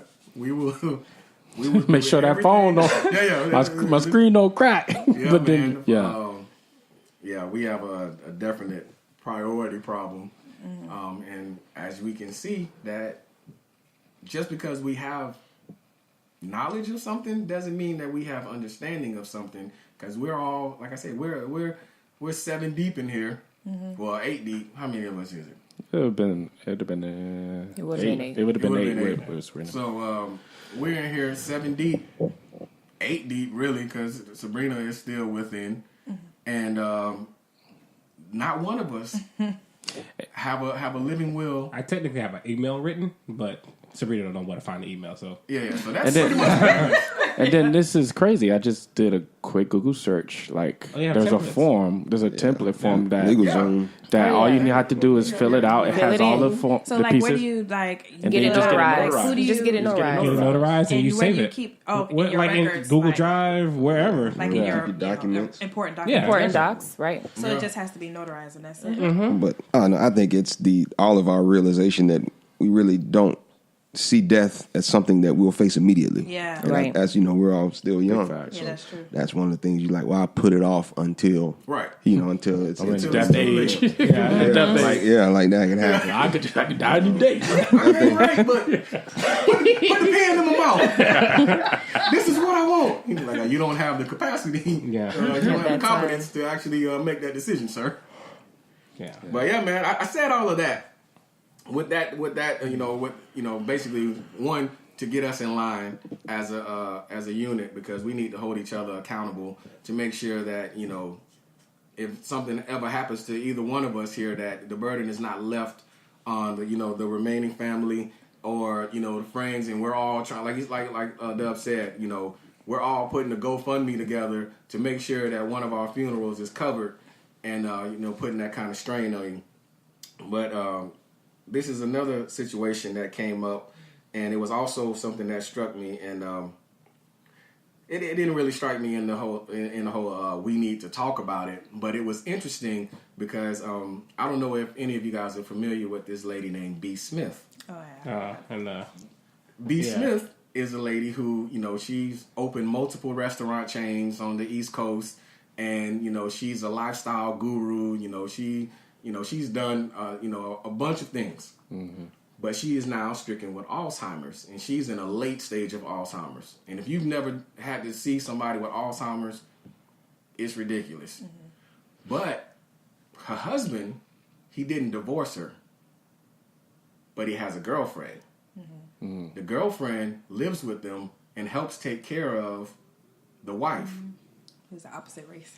She's the opposite race. The girlfriend she's a white lady, which that's neither here nor there. Obviously, that's a relevant point to the subject. It's really not. It's really not, because the obligation that not the obligation, but what I'm trying to see how everybody what's your thought on that? Because on one hand, till death do us part. But on the other hand, it's like, okay, that quality of life is no longer there. That person is no longer there. That person is dead, basically. And Your vows. Yeah. that's what I'm saying. So I'm gonna let everybody get their thoughts in. I need a little bit more like I said, backstory. So basically, B. Smith is rich. B. Smith, she's got money, but her husband, he also had money. He was he's like a high executive for Essence or something like that, and he's Essence Magazine or Essence Network, all this kind of stuff. So he's got money. He's got his own money. Okay. So it's not like he's leeching just off like or rich anything. enough. Okay. But the situation that I'm talking more about is the social aspects of you're married to a woman who now has Alzheimer's, but instead of you divorcing her or leaving her or putting her in a home, she's still in her home. But now you still have quality of life. You're still vibrant. You're still able to. You still have all your faculties with you, and you're able to do things. So instead of you, putting her away or something like that, you now have a girlfriend, and the girlfriend is now helping you take care of your wife, who's no longer there mentally. And the other key factor is that the kids are okay with it. And they agree with what's being done. So what is your take on it? Go ahead, Miss Kim. Let it fly. Well, first of all, this household needs Jesus. Jesus. Is the way, brother. Marriage relationship, how God designed it. You're there. Through sickness and health, through death do us part. You're married. Like no matter what state anybody's in, you're supposed to power through unless it's toxic to you, like is this person trying to kill you kind of thing, but it's not the situation. So, through sickness and health, like my spouse needs to be there for me, and if they had Jesus in their lives, I would be confessing over my spouse and believing for healing, and not their death. So I'm not in agreement with what he's doing. Yeah, I mean, the marriage vows. I mean, I base. I can say we because we all base the same thing. Our covenant with our spouses based off the Bible, right? That's the comfort that we have. That's the compass for what we do.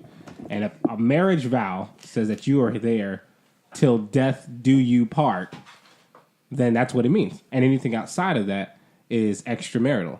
Now, I understand the situation, and it's not easy. I'm not gonna, jump on this guy and be like, "How could you do that to her?" Because most people don't know what it's like to be in that situation and and what he goes through on a daily basis. And I'm not condoning it at all. Have anybody in the room ever seen somebody with Alzheimer's? Yeah, my family member. Yeah. My grandmother has it. My mother retired to take care of my grandma, so we see it. My grandma's still living, but yeah, it's real. Yeah, it's real. It's definitely real. That's why I won't shun him from the standpoint of Justin has this phrase. He's like, I'm not saying I agree, but I understand, right? And it's like what I have to do if I were in that situation. I'm standing on my vow. It's like I committed to this, and no, it's not ideal. I hate it. I don't like it. I'm pretty sure she doesn't like it, right? If she had a choice between Alzheimer's or not have Alzheimer's, she's going to choose not having Alzheimer's, right? So it's like, so, and I don't think that the kids' agreement has anything to do with it. Like, you my kids. Like, I don't care. I'm not asking for your permission. At the end of the day, it's between me and my spouse. And if we made the vow, we were going to stand together, because if the situation were flipped, what would you want me to do? Right. And I don't want to hear not now that, I want you to go and be happy. No, lies. No. Right. Lies. Stay your behind right here with me by my bedside every single day. You know what I mean? I'm with Kim. It's like, no, that's the marriage vow that you stood on.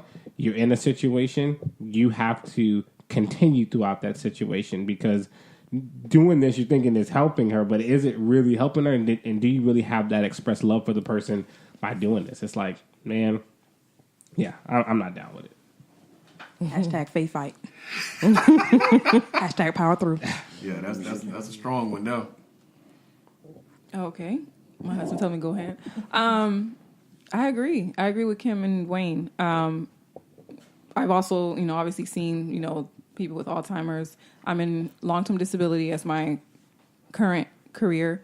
So I deal with it all the time, with that situation. It's a tough situation. But again, it goes back to the vows, the covenant that you had. And usually Alzheimer's is usually a later condition. So you have it later on in life. So it's like you made it. She's only in her 60s. Yeah. So it's like, depending on how long you've been married, you made it all the way through. It's like, why are you going to give up on that person now? No matter how long y'all been married. So I definitely don't agree with that. And then to have the girlfriend living in the house, no, that's just wrong. That's wrong. But that's just my take. Covenant, you make a covenant, as you say, when you're making a covenant before these people and before God. So, to me, those are not just words. That carries a lot of weight. And you made a vow. My dad always told me growing up, he's like, son, when you marry a woman not just for looks. He's like, because if something happened, you're going to need that woman to stand by you. He's like, and I know your mom will stand by me. So it was always, man, I'm getting tearing up. Hey. It's all right, dog. So it was always, great to see that pattern before me, so I can stand in front of my wife and say, nah. Yeah. Nah, man, I'm going to stay there. But, I would say, I'm listening to everybody and I agree. But then the second thing, aside from covenant, I'm wondering, where's the family? Where's her side? Where's the remaining of the family? There's a lot of things that are being permitted that should not. She can't do anything about the situation. We all see he obviously has a problem, and everybody that's allowing it has a problem. So when someone can't stand up for themselves, who's going to stand up for them? So for me, not knowing a whole lot about the story, but I'm just wondering, where's everybody else in the picture? Where's sisters, brothers, aunts, uncles, cousins, whomever that might step in and say, we are not going to allow this to happen? How are you going to, what in the world? How's she going to take care of your wife? All right, See, that's so tough. I'm That's back. tough, bro. I'm back. Okay, so this is the reality of it. All right, I had to come back. This thing, I mean, this condition, impact the impact of it It's brutal. it is taxing on a family. Yeah. And like I say, my grandma who has it, that's my dad's mom. Yet my mom retired from her job to take care of my grandma. Right. Now, my dad is one of 6 siblings. My dad and his younger sister bear the brunt of all responsibilities. Yeah. It would be a lot easier if all 6 siblings could contribute to that amount, but the reality of it, it didn't happen. And, and sometimes, we would tell my dad, hey, man, you need to get X, Y, Z. You need to get auntie, uncle. They need to help out more. He was like, regardless if they help or not. He was like, this is my mama. Have to do it, right. He was like, I don't care. They see her. They see the condition. They know we need help. I can't make them. But at the end of the day, I got a responsibility. This is my mom. I won't see her go without. So we made this decision. And whether or not they help, be great if they did. It would lessen the burden a whole lot. This is my mom. This is what we're going to do. I would say in this situation, the kids probably don't mind because they're taking care of her mom. Like, that's her mom. You didn't put her off somewhere. Right. And she's getting taken care of. Again, like I said, I may not agree with it, but I think that's something that may help ease their discomfort with the situation of it being girlfriend. Because literally, she don't know who he is. She's got Alzheimer's. Exactly. No idea. And it's unfortunate, man. You can see a person go from knowing exactly who you are, everything about you, to not knowing anything. Yeah. There is You it's become a nothing. distant stranger You're like, this, immediately. this is not this person who I knew. And so, I mean, it's complex, and man, it's a reality that, I mean, they say the statistics of people with dementia and Alzheimer's are growing each year. So at some point, and we may have to encounter it. But I definitely speak that we're not encountering that in our marriage. But man, it's complex, and like I said, I ain't casting stones at him. I appreciate the fact that he's caring for her, Right. in some capacity. I'd have been like, man, you can hire in-home aid because they have those. You can hire in-home aides. That's what we utilize. But yeah, man, I won't cast stones at any other situation.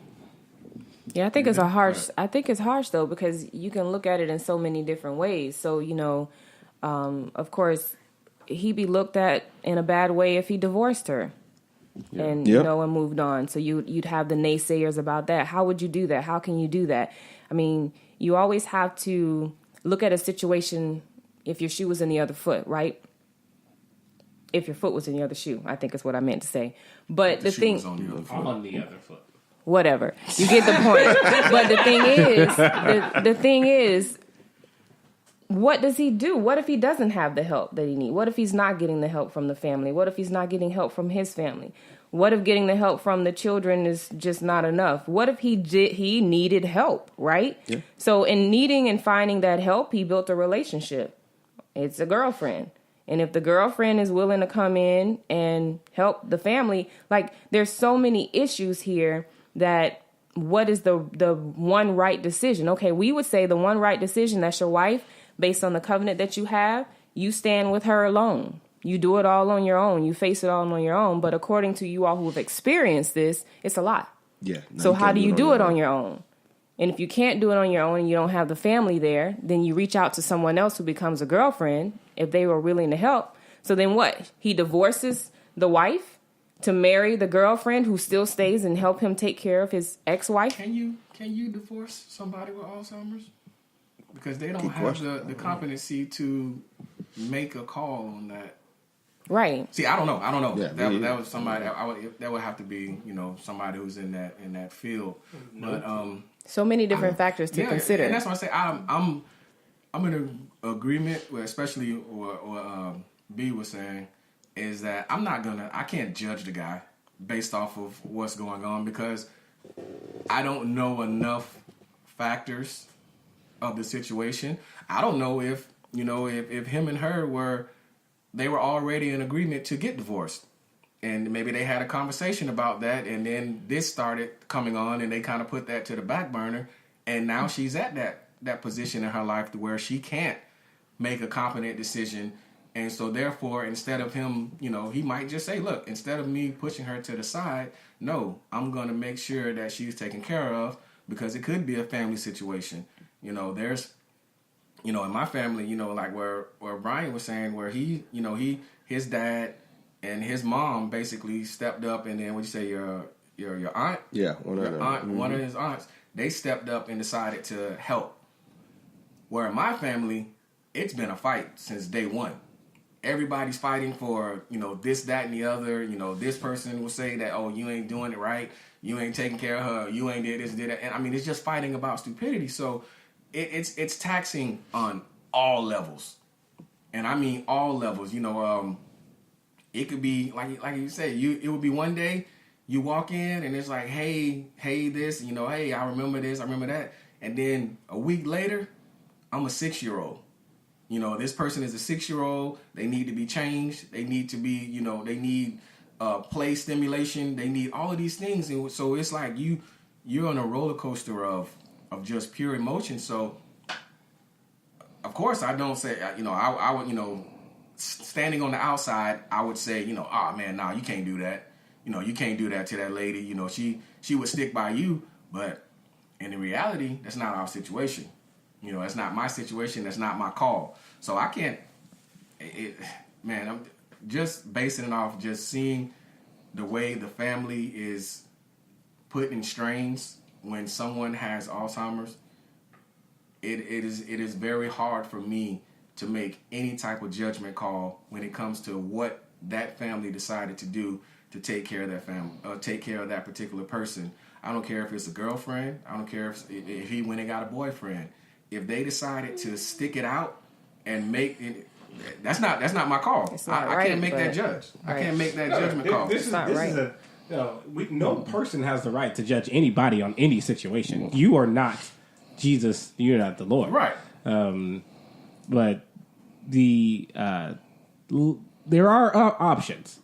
Right. There are. The great thing, not the great thing, but the interesting thing about this scenario, like Brian mentioned, in-home aid, we're not talking about a family that doesn't have the resources to take care, to lessen the strain of the entire family by having someone with constant 24/7 care. Mm-hmm. Right? You mentioned the first thing that you mentioned at the start of this was that she started several restaurants. He's a high-paid executive, not counting anybody's pockets because they could be flat broke. Right? But is this the only option? We don't know.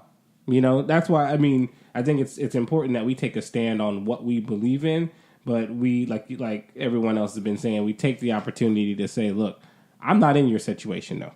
I don't have all the details because the media doesn't give us all the details. There are 3 sides to every story and all that great jazz. So, this is never a place where we want to be saying that we're casting judgment because we disagree with what they are doing. Right. But see, to wrap it all up, man, I truly believe that this still all goes back to having a living will, because when you get to that state, it's almost like asking the doctor, pull the plug, are you going to make this agreement? Because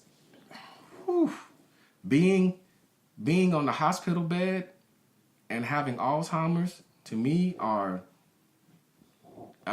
similar in the sense of that person is no longer there. That person is dead.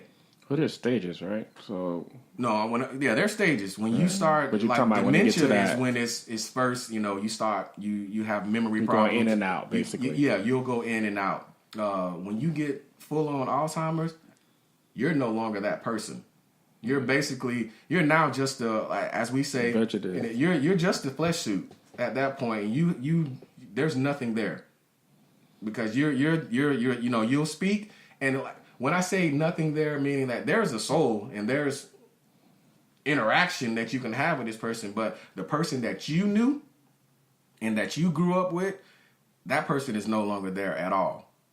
You know, in rare cases, you'll have a flashback where this person will, you know, you'll walk in the room and they're like, oh, hey, you know, hey, Al. Yeah, I've seen them. And then literally different things. 15 after minutes years, later, years like, go by. Hey, who are you?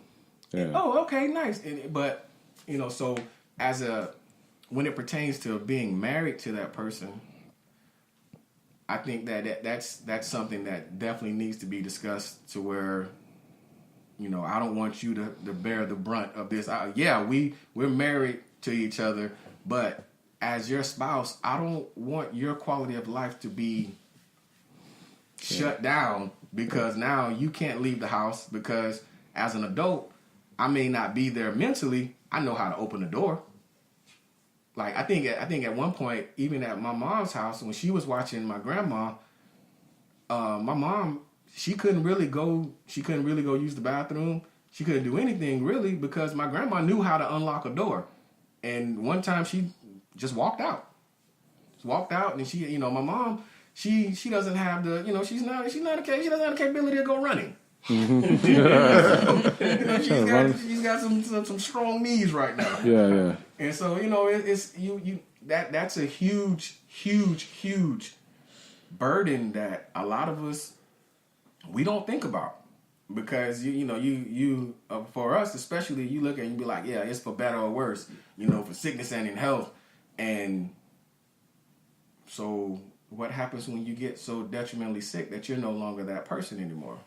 Yeah. And now I'm telling you to shut your life down at 60, and no, you need to be healed. But again, that to me, that's a part of the vows that we take. I think sometimes we can rush into marriage, but these are conversations that have to be had. And I'm telling you, man, my dad growing up, like, look, make sure that your wife, you make sure that you marry a wife who's willing to stand with you if in the event something happens and you can't care for yourself. Like, man, that's important. So he harped on that. And so again, I don't give him a pass for having any extramarital relationships. Yeah. That's wrong. You know, so again, you know, I can't soften on that stance. Right. But hey, he's caring for his wife. You know, terrific. So yeah, you know, it's a lot of angles. But yeah, like Wayne said, from that, no, I can't compromise on that. But again, I'm not throwing stones at him. But yeah, that's wrong. Mm-hmm. You know, that there's no gray area. No gray area there. Yeah, I was gonna say that too. Like, I'm not casting judgment, but you know, I stand firm on my case that I believe strongly in the marriage vow through thick and thin, through sickness and health, no matter what state we're in. Just like if you have a kid who's born, who's disabled, you're not going to be like, well, I didn't choose this life, I'm not going to take care of you. You're not going to, you're not going to, like, you know, disown your kid or, like, you know, abandon your kid. You're going to, there's parents who take care of their disabled kid all their lives. I have a older cousin who's had retardation since birth. His dad, my uncle, has been taking care of him since, since his life, his whole life. You know, just like that situation, like, don't abandon your spouse. Like, you took vows. So, and that's a good point. We don't think about that before having kids, right? We don't. We just assume that everything's going to be. Just assume it, and you take it. Now that you have a spouse, now it's a choice. So let me propose this question: what if the spouse wants you to, you know, like, okay, if this happens to me, put me in a home or do this or whatever have you? What are your guys' take on that?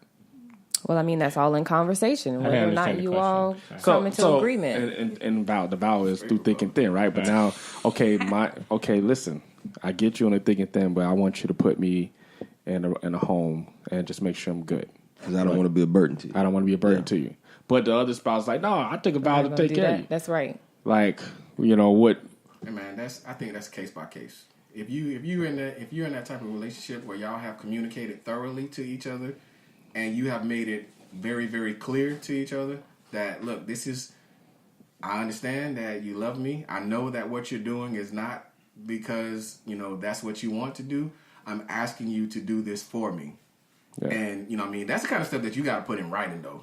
Yeah, that's what I was saying. You put it in the will. At the same point, it's still going to be difficult because as a spouse, I love this person. Mm-hmm. I don't want to, like, for me and this woman, I don't care. You know what I mean? Genuine commitment. So whatever we agree on while we got our faculties together, it's not going to mean anything when my heart is put into that position, and I'm going to make the dumb decision and be like, look, nah, I'm going to stick it out. I'm going to fight it out. I don't care what I got to do. I don't care regardless of what's I'm on the sitting will. on the side of the road sleeping on cardboard because I ain't got enough money to pay the hospital bills, but she going to be right there next to me. And that's just the way I look at it. But there are some people where, I mean, even yourself, you may have that relationship to where y'all look at each other and say, look, baby, I'm not going to be a burden to you, and I'm making the decision for you. I'm putting it in paper. This is what I want done, and I'm sticking to it. I want you to stick to it, and this is the way we got to be. And I mean, if that's the case, to me personally, I don't know, man, because you still make the commitment, but at the same time, But the spouse telling you, like, I'm good. This is what I need. Like, you know, just put me in a virtual reality simulation. I'll be good. So I can let someone take care of me. Bruh, listen. Hey, I'll be good. I would not be mad at you. Just make sure they change my diaper, whatever need to be changed, and I just I'll be flying all over the earth, bro. crazy. So there's two things here, right? We got to make sure not to blur the lines between these two situations. One, the situation is do not resuscitate. The other situation is being put in a home, right?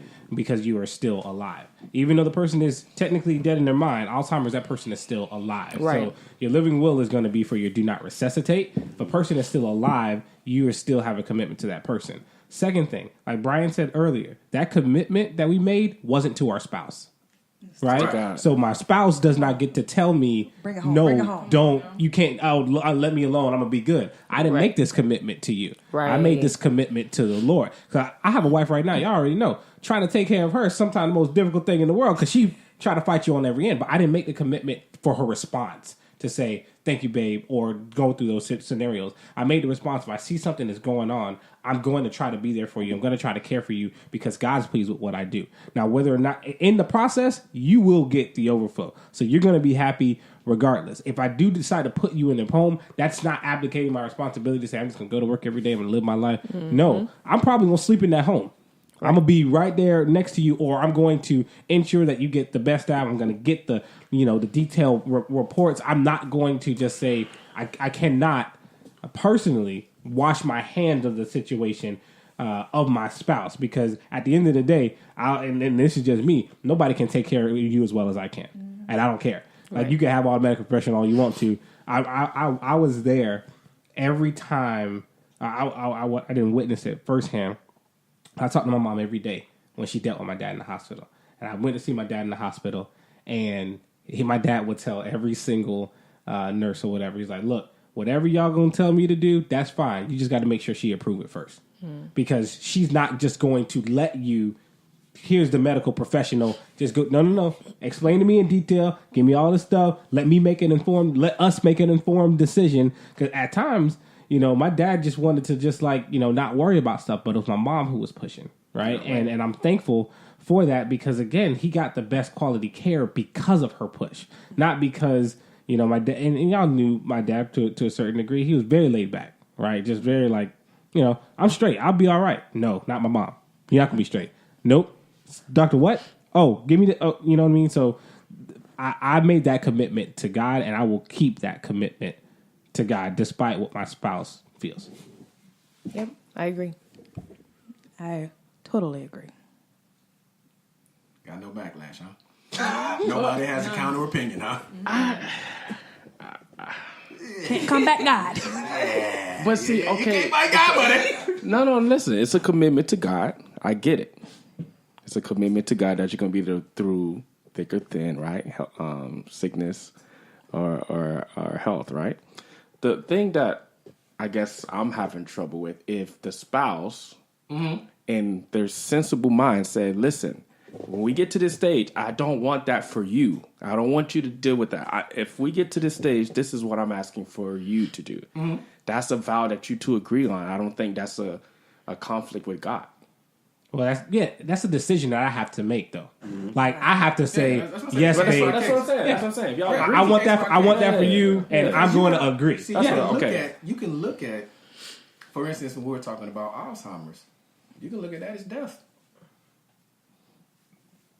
Yeah, I mean, yeah, Some people they look at it and say, I know it sounds like I'm making a joke, but a lot of people will look at it and say, no, that person is dead. That person is no longer there. Mm-hmm. There's a body. It's just there's life there, the same but person, that person is no longer there. That person that I married and that I committed to, that person is no longer there. And in the reality of it is that person is no longer there. You're in a sense, you can almost say that I'm now only married to the vision that I see of that person. And I'm married to the memories of that person. Because, Bia tell you, when you talk to a person with Alzheimer's, you realize that this is just a completely different person. And this is experienced that recently. So that's why I say it's in reality, everything that we've discussed right now, man, is case by case. Yeah. You know what I mean? If you're okay with it, who am I to tell you not to do it? I'll say that, look, this is something that I'm not going to do, but I can't tell you that if you do it, that you're not going to be able to make it to heaven. Yeah, when I say for Cleet's case, like, if my spouse say, hey, this is what I want you to do in this scenario, just put me in a home. At the moment, I say, okay. Okay. But like you said, but when it happens. Okay, yeah. But when it happens. When it gets to it, be like, whatever. Whatever you need. Yeah, all right, yeah. That's what you want. Okay, cool. Yeah, okay. Talk about this, Oh, yeah, I better give this disclaimer, too, about, talking about how my family chose to deal with my grandma, to mention. It's not that my dad's other siblings don't want to contribute. Some live out of state. Yeah. Right. So, I think and this is not dealing with the spouse, but of course this is looking at a parental issue. I think, we all have to observe, even in our own families, we know those of us who are the kids who will be accepting the bulk of that responsibility. Mm-hmm. And all right, I know once this happens, and the parents know it too, all right, this is going to be the one, he's going to be the ones. And so, I was telling my wife, I'm like, man, these are things that we have to, even now, we got to prepare for, because we know this sibling might not be in a position, this one might not. So we know, there's a responsibility to take care of your parents. Yeah, that's similar to like my grandmother, my great grandmother. She took, had dementia, and as she progressed, like the main caretakers was my grandma. She was the oldest sibling. It was 10 siblings. One passed away. So 9 living siblings. Insane. Majority stayed in town, like half out of town, out of state. And my grandmother was the main caretaker, and then the second oldest sister and another sister helped. Yeah. But my grandmother took on like the bulk of the work. So, Mm-hmm. me outside looking in, and then my mom also helped my grandmother. So like, like you said, it's almost like the 80-20 rule, like in every organization or whatever. Same goes in family relationships. Like the brunt of the work is going to be taken on by, the 20. That's right, man. So the moral of this conversation is, Bird getting a girlfriend. Bird gonna get a girlfriend. What you say? He gonna get a girlfriend.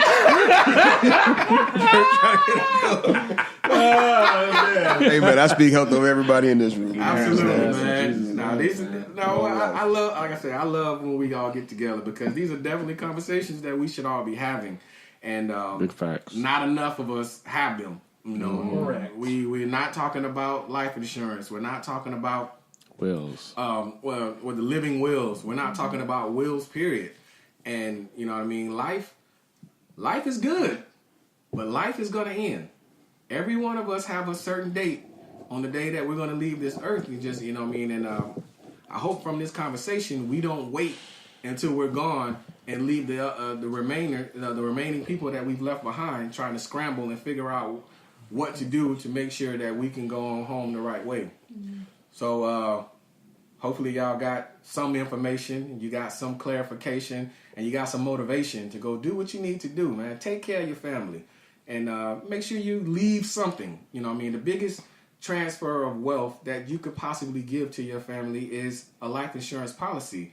And there's a lot of families that that you look at and you be like, oh man, they started off great. They're like, nah, because one of the parents decided that, I'm going to make sure that they have something when I leave this earth, and, you know, instead of just debt. Got a small loan of $1 million. We've heard that before. It's very small. Very small loan. Small loan.